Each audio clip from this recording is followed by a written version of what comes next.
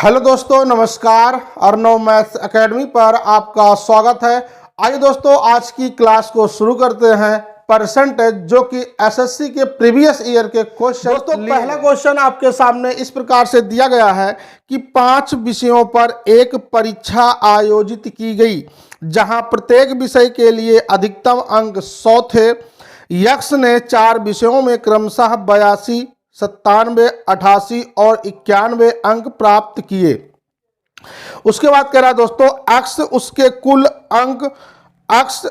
कुल अंक 90% थे, तो 5वें विषय में उसने कितने अंक प्राप्त किए। दोस्तों, ये क्वेश्चन है आपके सामने। यक्स ने 5 विषय के नंबर दिए गए हैं, एक्स के यानी 4 विषय के दिए गए हैं और 5वें विषय का नंबर पता करना है। टोटल आपको नंबर परसेंटेज दे रखा है। तो आइए दोस्तों समझते हैं इस क्वेश्चन को। यानी आप देख पा रहे हैं, पहला विषय है, उसके बाद दूसरा है, देन तीसरा है, देन उसके बाद चौथा है, फिर 5वां है। सारे विषय 100-100 नंबर के हैं। दोस्तों, आपको समझना है अच्छे से इस बात को कि जो विषय के नंबर हैं वो कितने के हैं, 100-100 के हैं। अब एक्स का है ये टोटल। अब यक्स ने जो नंबर पाया है, पहले में पाया है 82 नंबर, उसके बाद 97 पा रखा है, देन उसके बाद 88 और उसके बाद 91 नंबर पा रखा है। और पूछा जा रहा है कि ये चौथे विषय में कितना नंबर पाया। कुल मिलाकर के एक्स ने 90% अंक प्राप्त कर रखा है। कितना दोस्तों, 90% अंक प्राप्त कर रखा है। और आपसे पूछा जा रहा है कि बताओ एक्स ने इस 5वें विषय में कितने अंक प्राप्त किए हैं। तो यहां पर आपको ध्यान रखना है कि टोटल मार्क्स कितने हो जाएंगे भाई, 100, 200, 300, 400 और 500। यानी पूर्णांक आपका 500 था। अब देखा जाए टोटल तो 500 का 90% दोस्तों कितना हो जाएगा, 500 का 90% यानी 90/100। आप देख पा रहे हैं दोस्तों 450 नंबर हो जाएंगे।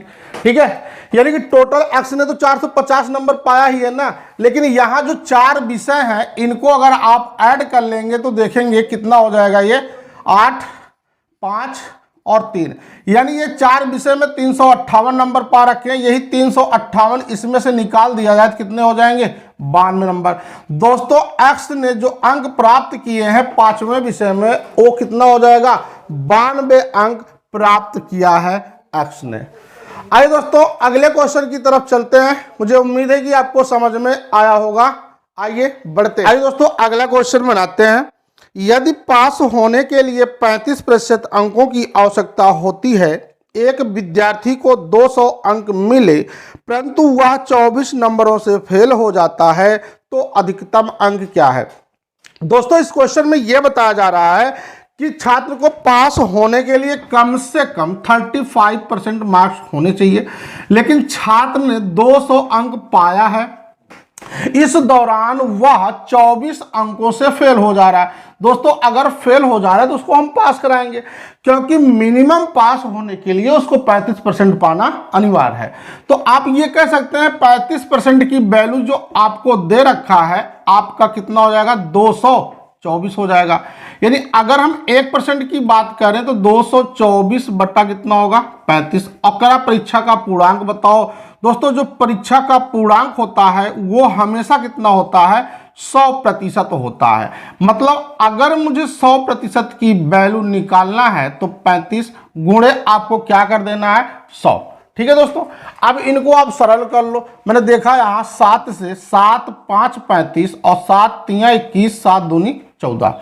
यानी दोस्तों 5 से भाग दिया तो ये 20 हो गया। यानी 32 गुणा 20 कितना हो जाएगा, 64 हो जाएगा, यानी 640।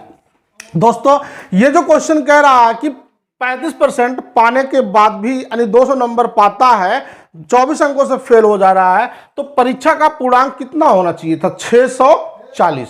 ये आपका आंसर बनेगा। आइए दोस्तों बढ़ते हैं अगले क्वेश्चन की तरफ कि एक परीक्षा में ए ने बी से 10% अधिक अंक प्राप्त किए, बी ने सी से 20% अधिक अंक प्राप्त किए, किंतु सी ने डी से 32% कम अंक प्राप्त किए। यदि ए को सी से 272 अंक अधिक प्राप्त हुए हैं तो बी को कुल कितने अंक प्राप्त हुए हैं, यह क्वेश्चन है दोस्तों। इस क्वेश्चन में आप देख पा रहे हैं डी का क्वेश्चन में मतलब आंसर देने के लिए डी की कोई वैल्यू नहीं है इस क्वेश्चन में, तो ए बी और बी सी का वैल्यू ही काफी है। तो यहां पे आप देख पा रहे हैं कि जो आपको अनुपात दे रखा है ए रेशियो बी में, आपसे एक बात कह रहा है ए बी से 10% अधिक अंक प्राप्त करता है। भाई 10% का मतलब कितना होगा, 1/10, मतलब अगर इन्होंने 10 किया तो इन्होंने कितना पाया, 11। ठीक है, अब आगे इन्होंने कहा कि बी ने सी से 20% अधिक अंक प्राप्त किया है। जो बी और सी की बात किया जा रहा है 20%, यानी 1/5 होता है, 5 ये होगा तो 6 ये हो जाएगा। तो आप देखेंगे डी की कोई वैल्यू नहीं इसमें, ठीक है, क्योंकि ए और सी से पूछ रखा है। लास्ट में इन्होंने कहा बी का अंक कितना होगा, तो हम ए बी सी का अनुपात बना लेते हैं, ए बी और सी। अब दोस्तों देखेंगे बी की वैल्यू यहां कितना है, 6 है, और यहां कितना है, 10 है। इनको बराबर करने के लिए हमने एक काम किया, यहां 5 से गुणा कर दिया और यहां पे मैंने 3 से कर दिया। क्यों, क्योंकि 5 छंग 30 और 3 10 30 बराबर हो गया। अब आप ए की वैल्यू निकाल लो, गुणा कर दो, यानी 11 गुणे 3 करेंगे 33। देन बी की वैल्यू हो जाएगा दोस्तों कितना हो जाएगा, 5 छंग 30, और सी की वैल्यू कितना हो जाएगा, 5 गुणा 5 25। यानी दोस्तों ये आपका आ चुका है 33, 30 और 25 का रेशियो बन चुका है। अब आपसे इन्होंने कहा है ए को सी से 272 अंक अधिक प्राप्त हुए। देखो कम या ज्यादा दोस्तों केवल अंतर पर डिपेंड करता है।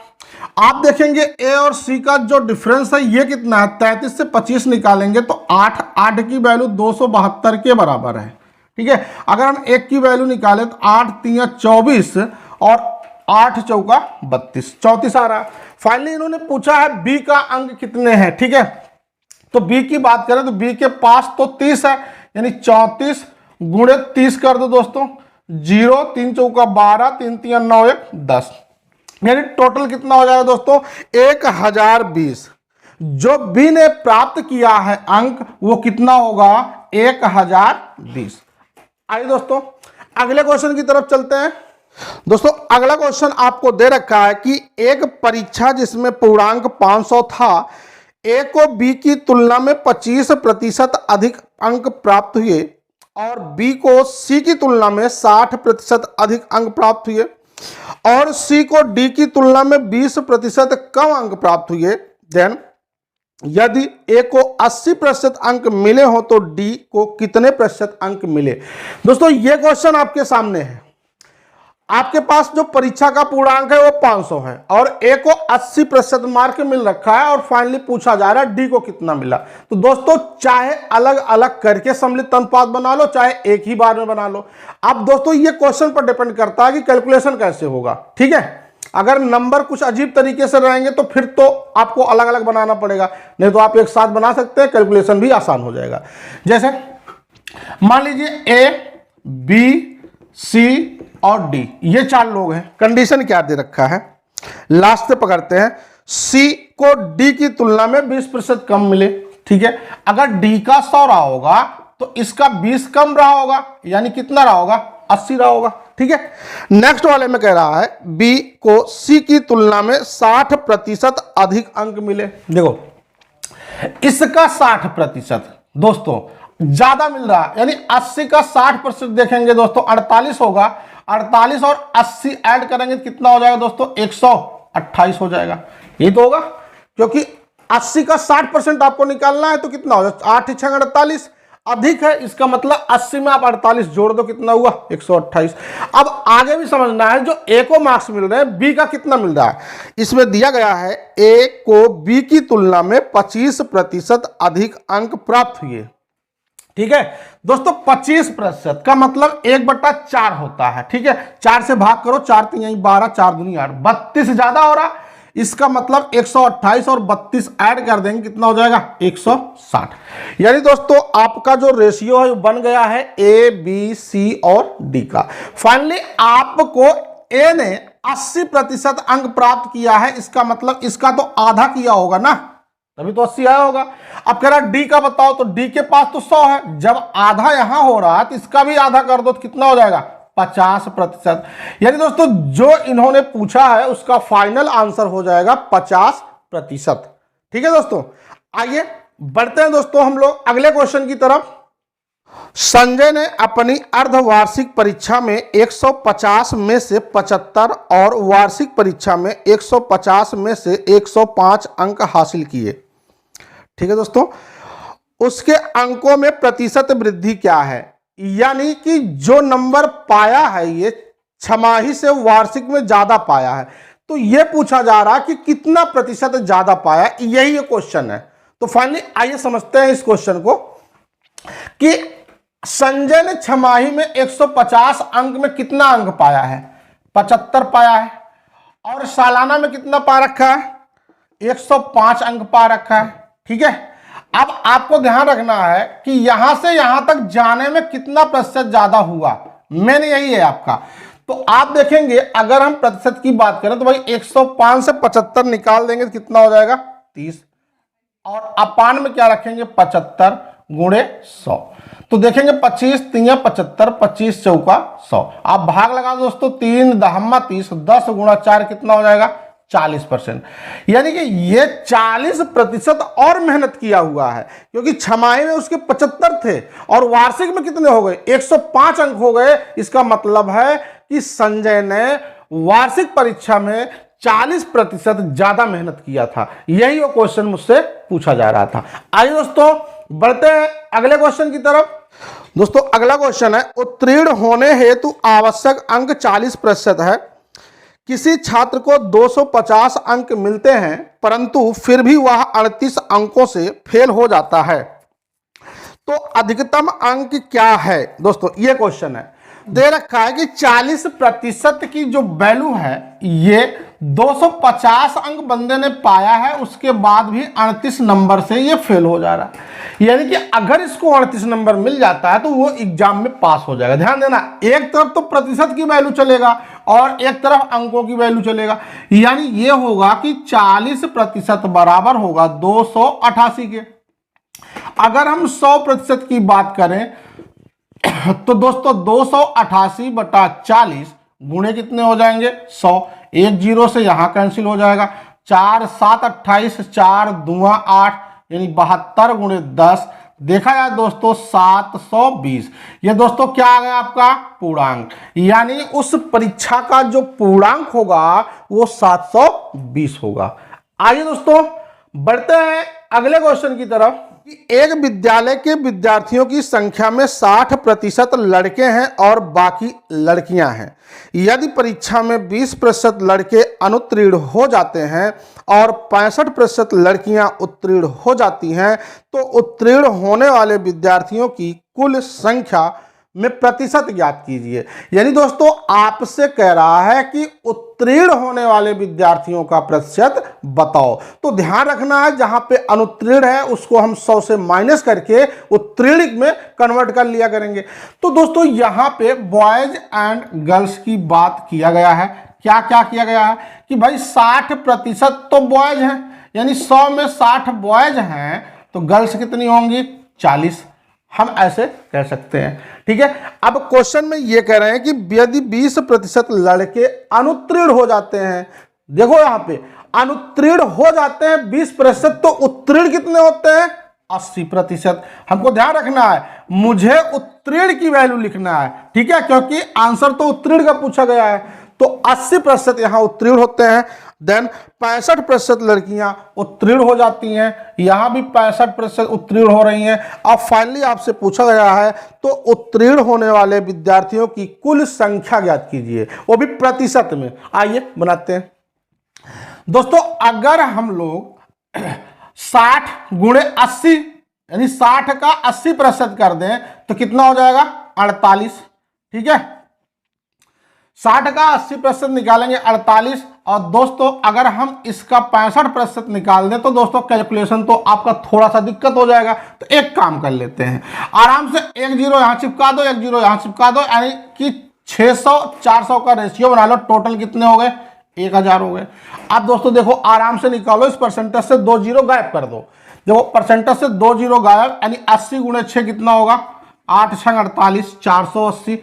परसेंटेज से 2 जीरो गायब, गुणे 4 से कर दो, 4 पंचे 20, 4 छंग 24 और 2 कितना होगा? 26। टोटल कितना होगा दोस्तों यहाँ पे? 40 और दोस्तों 4 2 6 1 7, 740 होगा। यानी कि अगर हम उत्तीर्ण का प्रतिशत पता करें दोस्तों, उत्तीर्ण का प्रतिशत, तो 740 बटा कितना होगा 1000 गुणे कितने होंगे 100। दोस्तों 0 0 कैंसिल कर दो, ओवरऑल कितना आ जाएगा 74%। यानी दोस्तों इस परीक्षा में टोटल उत्तीर्ण होने वाले छात्रों की संख्या कितनी होगी 74%। आइए दोस्तों अगले क्वेश्चन की तरफ चलते हैं। दोस्तों अगला दिया गया है कि एक परीक्षा में 800 लड़के और 600 लड़कियां हैं। 40% लड़कों और 60% लड़कियों ने परीक्षा उत्तीर्ण की। कुल विद्यार्थियों में से फेल हुए विद्यार्थियों का प्रतिशत क्या होगा। दोस्तों आपसे अनुत्तीर्ण का प्रतिशत इसमें पूछा जा रहा है। ठीक है, तो बॉयज और गर्ल की संख्या जो दे रखा है इनको लिखते हैं बॉयज और गर्ल्स।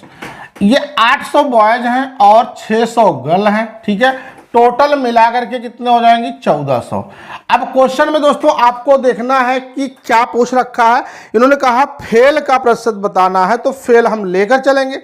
यानी 40% लड़के अगर पास हो रहे हैं तो फेल कितने हुए होंगे 60%। इस बात को ध्यान रखना। और आगे दे रखा है 60% लड़कियां परीक्षा पास की है, तो फेल कितनी की होंगी 40% की होंगी। आइए दोस्तों बना लो इनका, तो कितना बनेगा, इस परसेंटेज से 2 जीरो गायब हो जाएगा। यानी 8 गुणे 60 कितना होगा 480। इस परसेंटेज से 2 जीरो गायब 240 हो जाएगा। ओवरऑल प्लस कर लो दोस्तों, कितना हो जाएगा 4 2 6 8 4 12, यानी कि 720 छात्र फेल हुए होंगे। ठीक है दोस्तों अगर हम फेल का प्रतिशत पता करें तो 720 बटा कितना होगा 1400 गुणे कितना हो जाएंगे 100। दोस्तों काट दीजिए इनको, आप काटेंगे दोस्तों 14 पंचे 70, ठीक है, और 14 एकम 14 26। दोस्तों 14 चौका 56, 14 तिया 42, यानी देखा जाए तो 51.43% होगा, जो कि आपका फेल का यही प्रतिशत हो जाएगा। कितना दोस्तों 51.43%। ठीक है, आइए दोस्तों बढ़ते हैं हम लोग अगले क्वेश्चन की तरफ। दोस्तों अगला क्वेश्चन दिया गया है कि अलग अलग केंद्रों पर प्रवेश परीक्षा में कुल 25 30 40 45 60 और 100 छात्र उपस्थित हुए हैं, जो कि अलग अलग परीक्षा केंद्र हैं दोस्तों। ठीक है, अलग अलग केंद्रों का उत्तीर्णता प्रतिशत क्रमशः 20%, 30, 35, 40, 50 और 75% है। अब आपसे कह रहा है उस प्रवेश परीक्षा का उत्तीर्णता प्रतिशत ज्ञात कीजिए और भी निकटतम पूर्णांक में आपको बताना है दोस्तों। ठीक है, तो आइए बनाते हैं। 5 परीक्षा केंद्र हैं दोस्तों जो कि अलग अलग हैं। देखो पहला, दूसरा, तीसरा और चौथा, देन उसके बाद पांचवा। अब कितने कितने छात्र, यहां पे आपको 25 छात्र मिलेंगे, उसके बाद 30, देन उसके बाद 40, 45, 60। ये सब छात्रों की संख्या है। कहां पर है दोस्तों परीक्षा केंद्र पर। ठीक है, अब एक एक परीक्षा केंद्र पर पास कितने हुए हैं, पहले पे 20, इस पर 20% और इस पर 30% दोस्तों, और इस पर 45%। ठीक है, सॉरी 35% दोस्तों। अगले पे दे रखा है 40% और देन उसके बाद दे रखा है दोस्तों 75%। ये इतने पास हुए हैं। अब आपसे यही तो पूछा है कि उनका प्रतिशत बताओ जो ओवरऑल पास हुए हैं। ठीक है, तो इनका आइए दोस्तों निकालते हैं इस नंबर ऑफ स्टूडेंट। तो 20% का मतलब कितना होगा 1/5, यानी 25 का 20% निकालेंगे तो कितना हो जाएगा 5 5 25। 5 छात्र पहले सेंटर पे पास हुए थे। 30% यानी दोस्तों 30/100, यानी इनका निकालेंगे तो कितने 9 छात्र। और दोस्तों इनकी अगर हम बात करते हैं तो 35% निकालेंगे तो कितना हो जाएगा 4 3 12 2 14 छात्र। इसका दोस्तों कितना होगा 4 चौका 16 2 18 छात्र। दोस्तों इसका मतलब कितना होगा 25 75%, यानी दोस्तों 3/4 15 3 45 छात्र दोस्तों, सॉरी 75 छात्र ये हो जाएंगे। कितने हो जाएंगे टोटल दोस्तों, अगर इसमें देखा जाए तो कुल मिला करके 60 छात्र ये हो जाएंगे। 25 30 40, बहुत बढ़िया। 18 5 9 14 18 30। दोस्तों एक विषय और है क्या, 2 2 4 2 6 है, 60 है। देन उसके बाद दोस्तों एक विषय और पढ़ दिया गया, छठवां दिया गया आपका कितना दोस्तों, इस पर 100 छात्र हैं। और दोस्तों यहाँ पे मुझे लगता है कि 40 के बाद जो है ये 50 होगा और ये वाला आपका 75 होगा। ठीक है दोस्तों, तो ये कितना होगा 30, ये कितना हो जाएगा 75। ठीक है, इनको दोस्तों आप प्लस कर लो, तो ये कितने हो जाएंगे टोटल केंद्रों पर जो है 300, ये दोस्तों कितने हो जाएंगे 151 हो जाएंगे। ठीक है दोस्तों, यानी कि दोस्तों यहाँ पे थोड़ा सा मिसअंडरस्टैंडिंग हो गया दोस्तों कि ये 50% था और ये 75% था, मतलब केंद्र कितने 6 हैं। अब इनको अगर देखेंगे जो सेंटर पे बच्चे उपस्थित हैं तो 300 छात्र टोटल उपस्थित हैं, लेकिन जो पास हुए हैं वो है कितने 151 है। इसका मतलब है कि उत्तीर्णता का प्रतिशत बताना है मुझे, उत्तीर्ण का अलग अलग सेंटर को मिला करके टोटल 151 छात्र पास हुए हैं, बटा कितना होगा 300, गुणा कितना होगा 100। यानी दोस्तों काट दीजिए इसको, 3 5 15 0, 3 3 9, 3 3 9, 50.33%। यानी दोस्तों लगभग आपसे कह रखा है, लगभग में अगर देखा जाए तो कितना होगा, ये 50% वाला ऑप्शन आपका सही होगा। ठीक है दोस्तों, मुझे उम्मीद है दोस्तों कि आपको ये क्वेश्चन समझ में आया होगा। आइए अगले क्वेश्चन की तरफ चलते हैं। दोस्तों अगला क्वेश्चन है कि एक सॉफ्टवेयर कंपनी में केवल 3 विभाग हैं जिनमें क्रमशः 20, 30 और 40 कर्मचारी हैं। 3 विभाग हैं और कर्मचारी की नंबर ऑफ कर्मचारी ये आपको दे रखे हैं।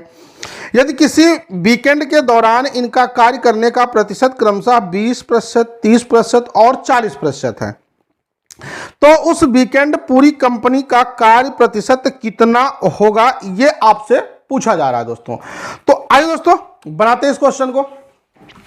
तो आप देखेंगे दोस्तों जो विभाग है आपके पास 3 है, पहला, दूसरा, ठीक है, और उसके बाद तीसरा, 3 ही विभाग हैं। पहले विभाग में जो कर्मचारी हैं 20, उसके बाद दूसरे में 30, उसके बाद 40। ये सब दोस्तों कर्मचारी दे रखे हैं आपको। ठीक है, कर्मचारी की संख्या दे रखा है।